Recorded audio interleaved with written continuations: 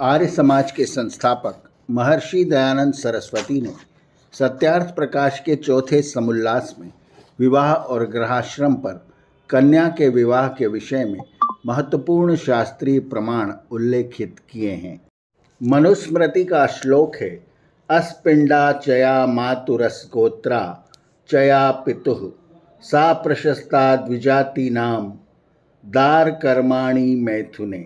जो कन्या माता के कुल की 6 पीढ़ियों में न हो और पिता के गोत्र की न हो, उस कन्या से विवाह करना उचित है।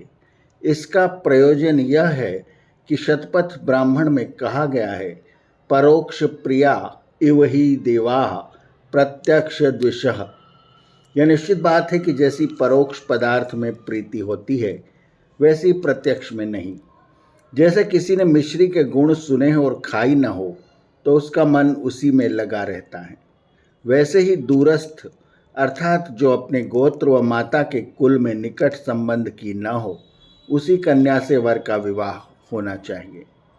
निकट और दूर विवाह करने में गुण दोष यह है कि जो बालक बाल्यावस्था से निकट रहते हैं, परस्पर क्रीड़ा लड़ाई और प्रेम करते, एक दूसरे के गुण दोष स्वभाव बाल्यावस्था के विपरीत आचरण जानते हैं, उनका परस्पर विवाह होने से प्रेम नहीं हो सकता।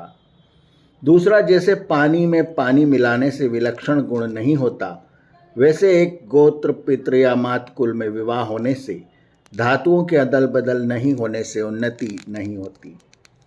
तीसरा, जैसे दूध में मिश्री व शुंठ आदि औषधियों के योग होने से उत्तमता होती है, वैसे ही भिन्न भिन्न गोत्र मातृ पितृ कुल से पृथक वर्तमान स्त्री पुरुषों का विवाह होना उत्तम है। चौथा, जैसे एक देश में रोगी हो वह दूसरे देश में वायु और खान पान के बदलने से रोग रहित होता है, वैसे ही दूर देशस्थ के विवाह होने में उत्तमता है। पांचवें, निकट संबंध करने में एक दूसरे के निकट होने से सुख दुख का भान और विरोध होना भी संभव है, दूर देशस्थ में नहीं। और दूरस्थों के विवाह में दूर दूर प्रेम की डोर लंबी बढ़ जाती है, निकट विवाह में नहीं। छठा, दूर दूर देश के वर्तमान और पदार्थों की प्राप्ति भी दूर संबंध होने में सहजता से हो सकती है, निकट विवाह होने में नहीं। इसलिए निरुक्त का वचन है, दुहिता दुर्हिता दूरे हिता भवतीति। कन्या का नाम दुहिता इस कारण से है कि इसका विवाह दूर देश में होने से ही हितकारी होता है, निकट रहने में नहीं। सातवें, कन्या के पितृकुल में दारिद्र्य होने का भी संभव है, क्योंकि जब जब कन्या पितृकुल में आएगी तब तब इसको कुछ न कुछ देना ही होगा। आठवां, कोई निकट होने से एक दूसरे को अपने अपने पितृकुल के सहाय का घमंड हो सकता है, और जब भी कोई वैमनस्य होगा तब स्त्री झट ही पिता के कुल में चली जाएगी, एक दूसरे की निंदा अधिक होगी और विरोध भी।